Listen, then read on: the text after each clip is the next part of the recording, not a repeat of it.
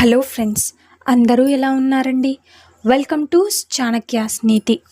జీవితంలో మీరు ఈ విషయాలను ఎప్పుడు గుర్తుపెట్టుకోండి. పేర్చుకుంటూ పోతే దుమ్ము కూడా పర్వతంగా మారిపోతుంది.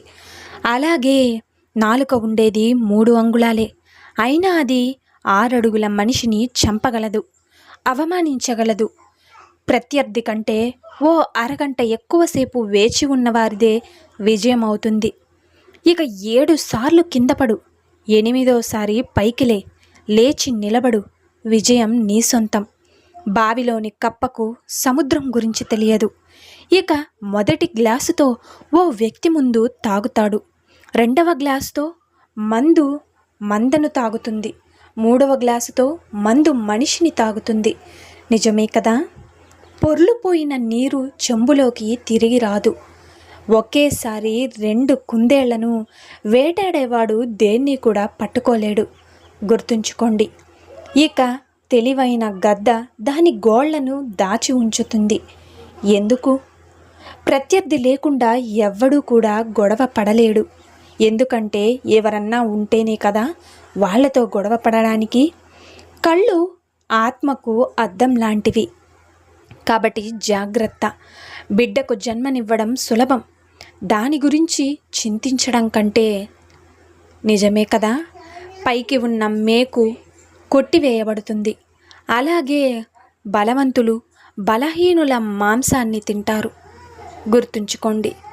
మంచి మందు ఎప్పటికీ నోటికి చేదుగానే ఉంటుంది.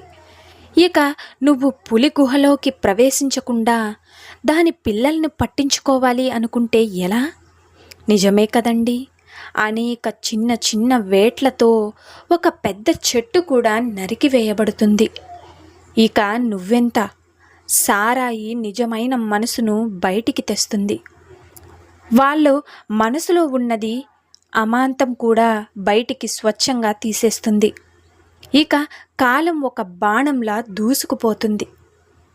రేపటి గాలులు రేపే వీస్తాయి, ఈరోజు కాదు కదా?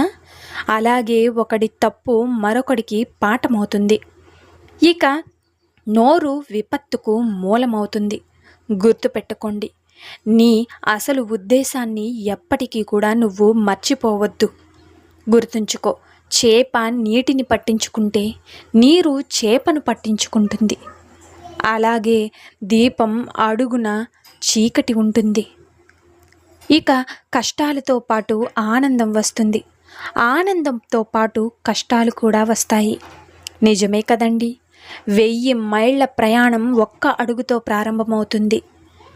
అలాగే కప్ప యొక్క పిల్ల కూడా కప్పే అవుతుంది కదా, వేరే ఏది అవదు. ఏడ్చినా గడిపినా నవ్వుతూ గడిపినా అదే జీవితం అవుతుంది. కాబట్టి ఎల్లప్పుడూ నవ్వండి. అలాగే పొరుగువాడి పచ్చిక ఎల్లప్పుడూ పచ్చగానే ఉంటుంది.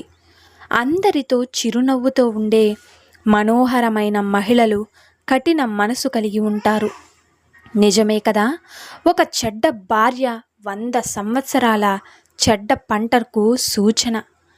కొడుకుపై ప్రేమ ఉంటే అతన్ని యాత్రలకు వెళ్ళనివ్వు. అలాగే ఒక్క దయగల మాట 3 శీతాకాల నెలలను వేడెక్కిచ్చేస్తుంది. నిజమే కదండి? సో చూశారు కదండి ఇవాళ వీడియో. ఈ వీడియో మీకు నచ్చిందని అనుకుంటున్నాను.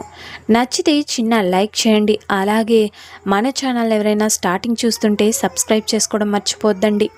ఇలాంటి చాణక్య నీతి మరిన్ని మోటివేషనల్ వీడియోస్ మీకు నోటిఫికేషన్ రూపంలో రావాలి అంటే పక్కనున్న బెల్ సింబల్ని క్లిక్ చేయండి. అలా చేస్తే నేను పెట్టే ప్రతి వీడియో మీకు నోటిఫికేషన్ రూపంలో వచ్చేస్తుంది. So thank you for watching friends.